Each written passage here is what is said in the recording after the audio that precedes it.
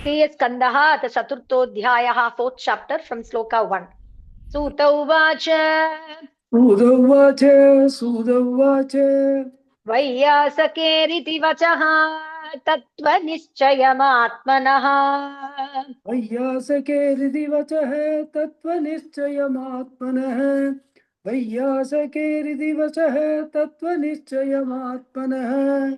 उपधार्य मतिं कृष्णे औत्तरेयः सतीं व्यधात्।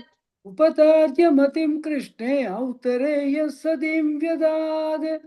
उपधार्य मतिं कृष्णे औत्तरेयः सतीं व्यधात्। सूत उवाच वैयासकेरिति वचः तत्त्वनिश्चयमात्मनः। उपधार्य मतिं कृष्णे औत्तरेयः सतीं व्यधात्।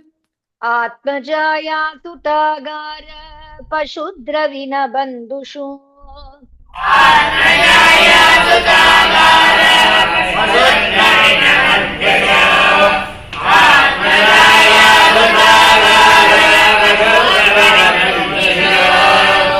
राज्ये च विकले नित्यं विरूढां ममतां जहौ।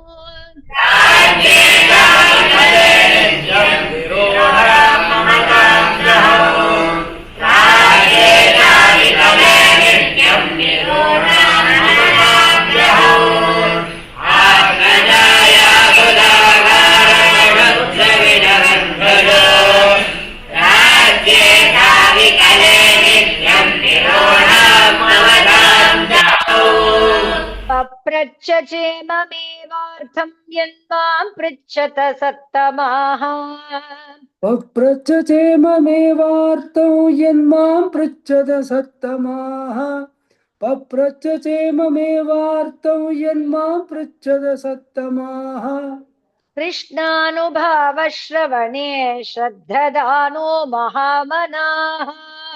कृष्णानुभावश्रवणे श्रद्धदानो महामनाः।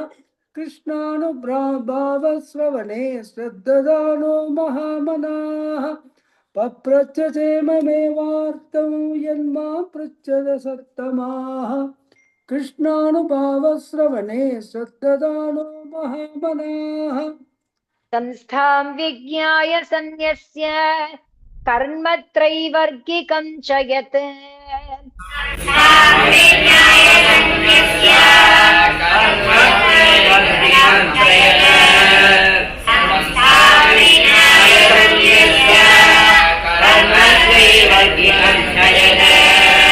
वासुदेवे भगवति आत्मभावं दृढं गतः।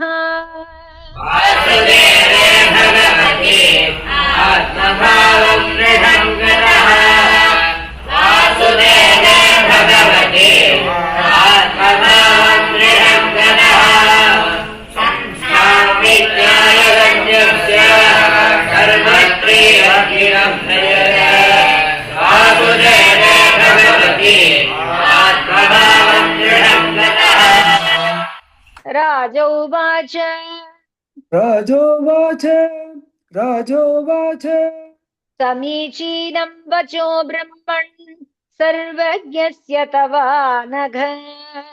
समीचीनं वचो ब्रह्मन् सर्वज्ञस्य तवानक। समीचीनं वचो ब्रह्मन् सर्वज्ञस्य तवानक।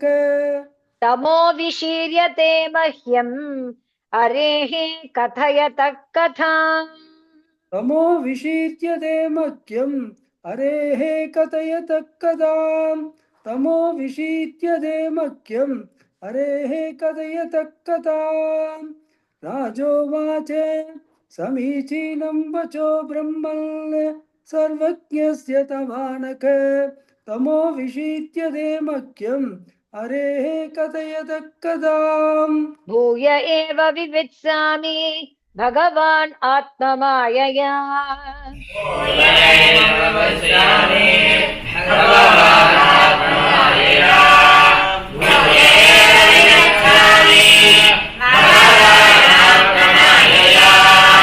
यथेदं सृजते विश्वं दुर्विभाव्यम् अधीश्वरैः।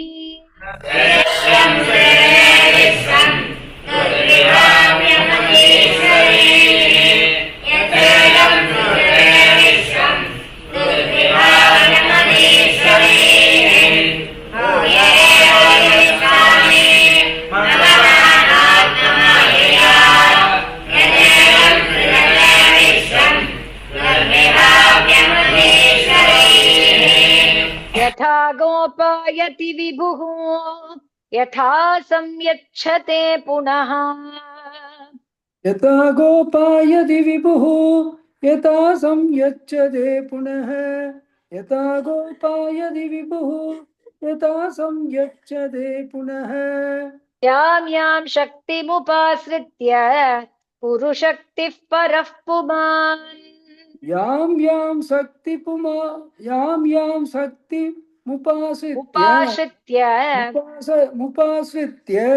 पुरुशक्तिः परं पुमान् यां यां शक्तिमुपाश्रित्य पुरुशक्तिः परः पुमान् आत्मानं क्रीडयन् क्रीडन् करोति विकरोति च आत्मानं क्रीडयन् क्रीडन् करोति विकरोति च आत्मानं क्रीडयन् क्रीडन् करोति विकरोति च यां यां शक्तिमुपाश्रित्य यथा गोपायति विभुः यथा गोपायति विभुः यथा संयच्छते पुनः यां यां शक्तिमुपाश्रित्य पुरुशक्तिः परः पुमान् आत्मानं क्रीडयन् क्रीडन् करोति विकरोति च नूनं भगवतो ब्रह्मन् हरेः अद्भुतकर्मणः नूनं भगवतो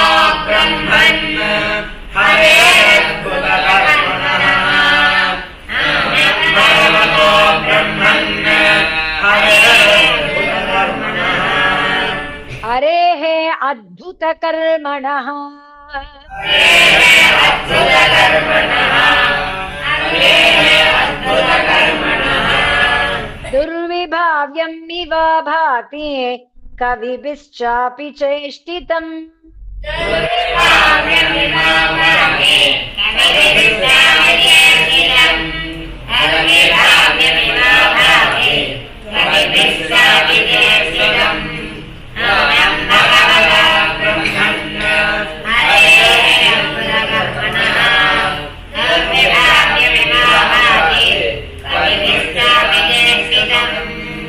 यथा गुणास्तु प्रकृतेः युगपत्क्रमशोऽपि वा यथा गुणास्तु प्रकृतेः गुणपत्क्रमशोऽपि वा यथा गुणास्तु प्रकृतेः युगपत्क्रमशोऽपि वा बिभर्ति भूरिशस्त्वेकः कुर्वन् कर्माणि जन्मभिः बिभर्ति भूरिशस्त्वेकः कुर्वन् कर्माणि जन्मभिः बिभर्ति भूरिशस्त्वेकः कुर्वन् कर्माणि जन्मभिः यथा गुणास्तु प्रकृतेः गुणपत्क्रमशोऽपि वा बिभर्ति भूरिशस्त्वेकः कुर्वन् कर्माणि जन्मभिः विचिकित्सितमेतन्मे ब्रवीतु भगवान् यथा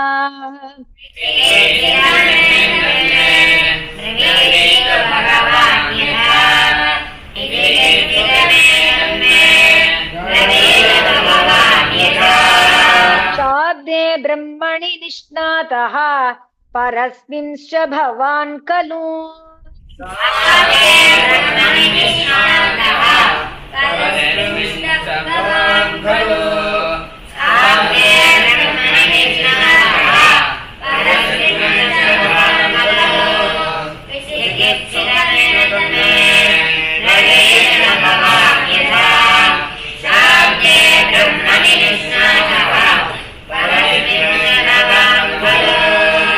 सूत उवाच सूत उवाच सूत उवाच इत्युपमन्त्रितो राज्ञा गुणानुकथने हरेः इत्युपमन्त्रितो राज्ञा गुणानुकथने हरेः इत्युपमन्त्रितो राज्ञा गुणानुकथने हरेः ऋषिकेशमनुस्मृत्य प्रतिवक्तुं प्रचक्रमे ऋषिकेशमनुस्मृत्य प्रतिवक्तुं प्रचक्रमे ऋषिकेशमनुस्मृत्य प्रतिवक्तुं प्रचक्रमे सूत उवाच इत्युपमन्त्रितो राज्ञा गुणानुकथने हरेः ऋषिकेशमनुस्मृत्य प्रतिवक्तुं प्रचक्रमे श्रीशुक उवाच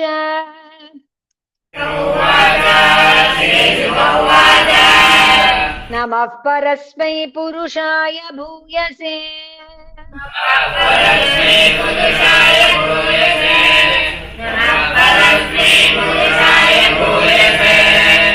ततुद्भवस्थान निरोधलीलया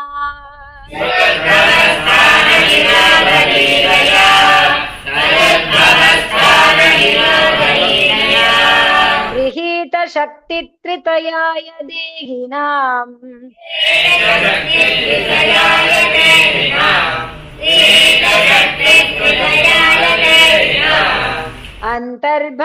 अंतर्भवायानुपलक्ष्य वर्त्मने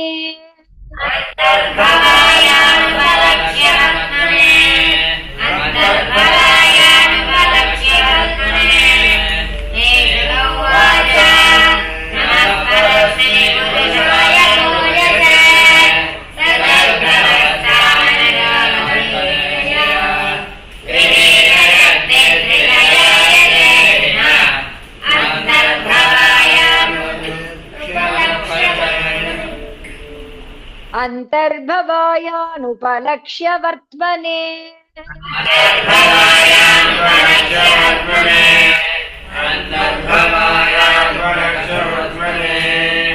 भूयो नमः सद्वृजिनच्छिदे सताम् भूयो नमः सत्वृजिनच्चिदे सया सदा भूयो नमो सत्वृजिनच्चिदे सदा सदा असंभवायाखिल सत्त्वमूर्तये असंभवाय किल सत्त्वमूर्तये असंभवाय किल सत्त्वमूर्तये पुंसा पुनः पारमहंस्य आश्रमे पुंसां पुनः पारमहंस्याश्रये पुंसां पुनः पारमहंस्याश्रये आश्रमे आश्रमे पुंसां पुनः पारमहंस्याश्रमे व्यवस्थितानाम् अनुमृग्य दासुषे व्यवस्थितानाम् अनुवृक्य दाशुषे व्यवस्थितानाम् अनुवृक्य दाशुषे भूयो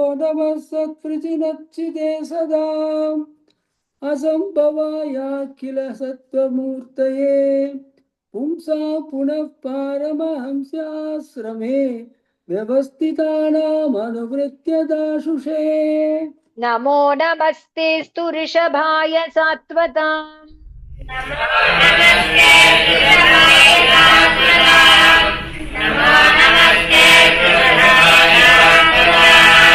विदूरकाष्ठाय मुहुक्कु योगिनाम्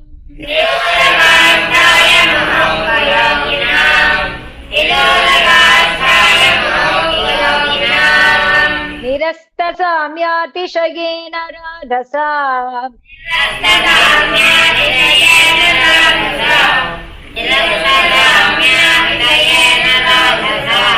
स्वधामनि ब्रह्मणि रंस्यते नमः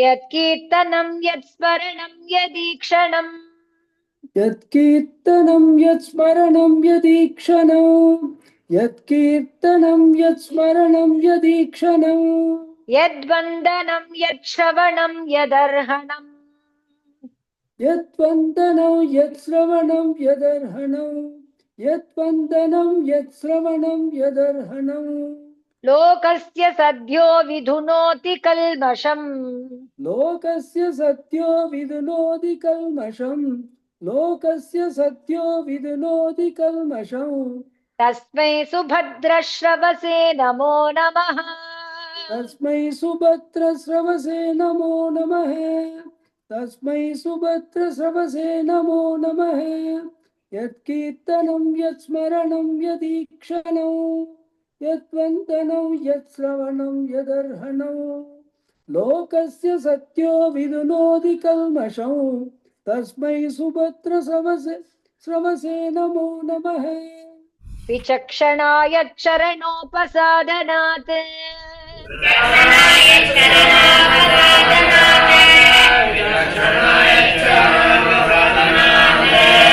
संगं व्युदस्य उभयतोऽन्तरात्मनः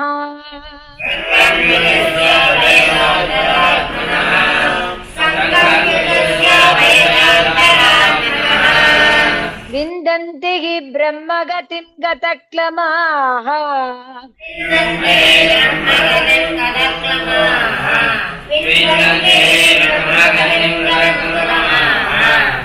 तस्मै सुभद्रश्रवसे नमो नमः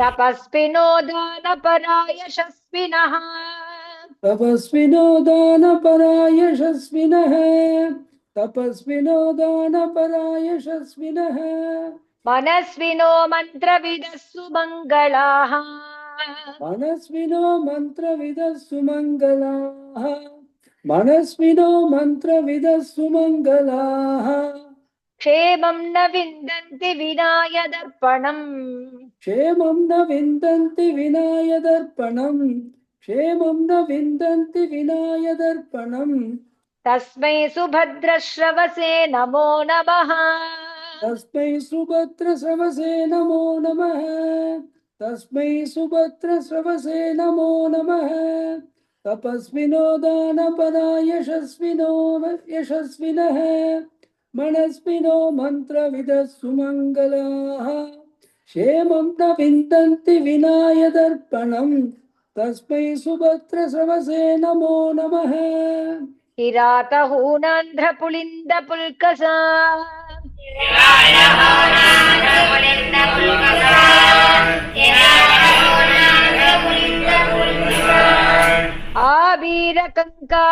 आबीरकङ्कायवनाखसादयः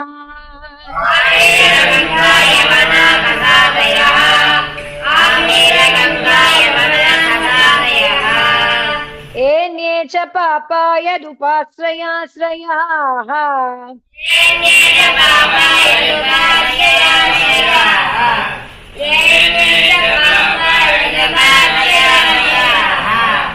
शुध्यन्ति तस्मै प्रभविष्णवे नमः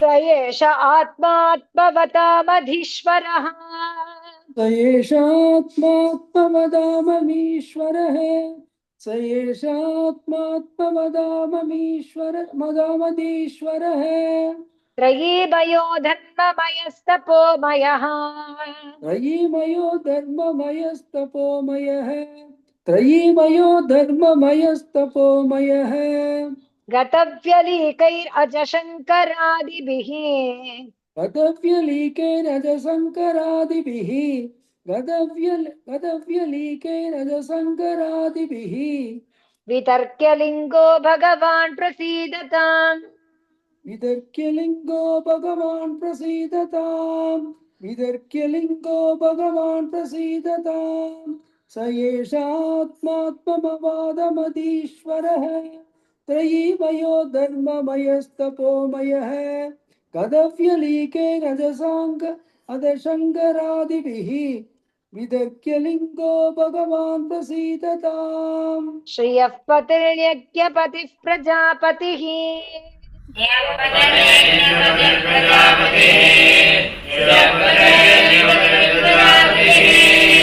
दियापतिर्लोकपतिर्धरापतिः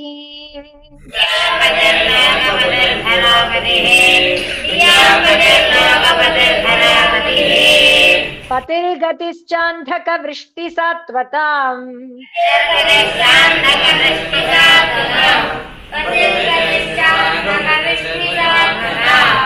प्रसीदता मे भगवान् सतां पतिः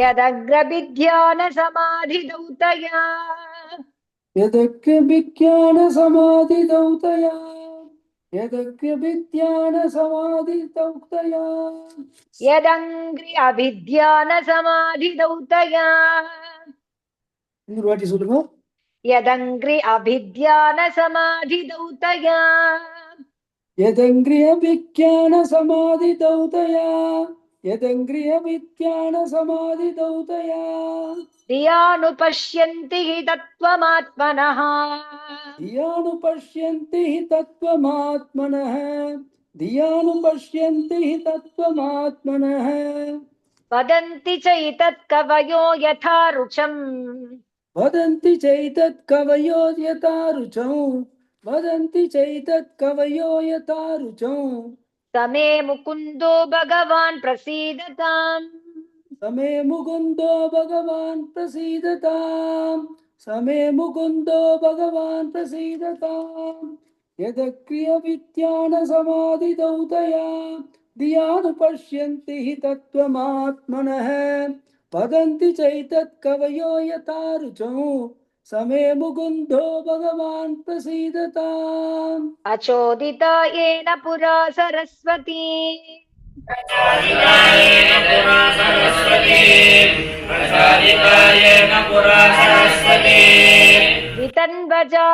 वितन्वताजस्य सतीं स्मृतिं हृदि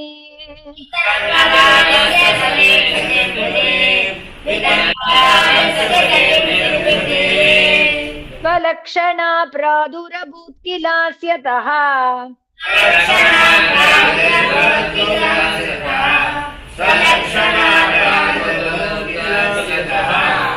न मे ऋषीणां वृषभः प्रसीदताम्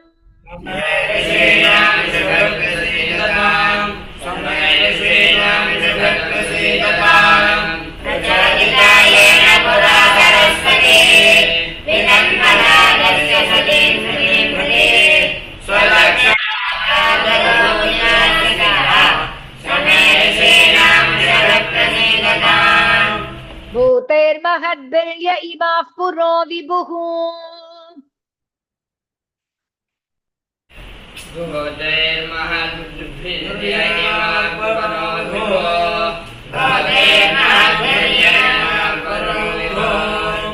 निर्माय शेते यदमुषु पूरुषः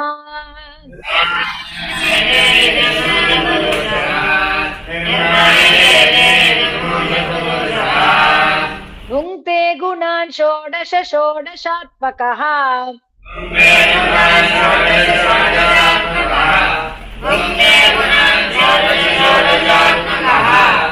तोलङ्कृषीष्ट भगवान् वचांसि मे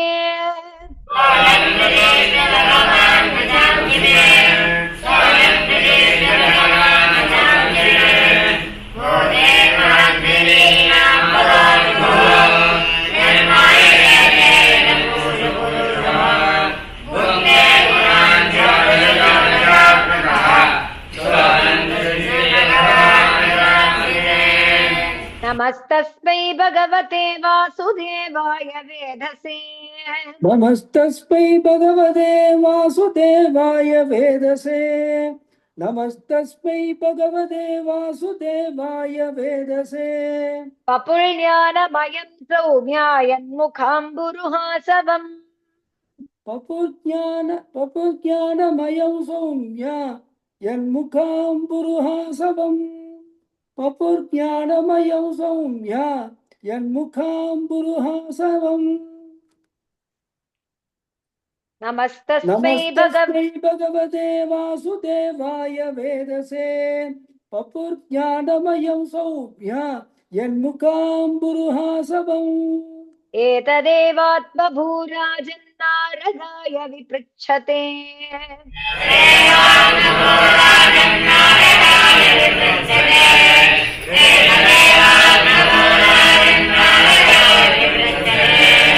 वेदगर्भोऽभ्यदात् साक्षात् यदाह हरिरात्मनः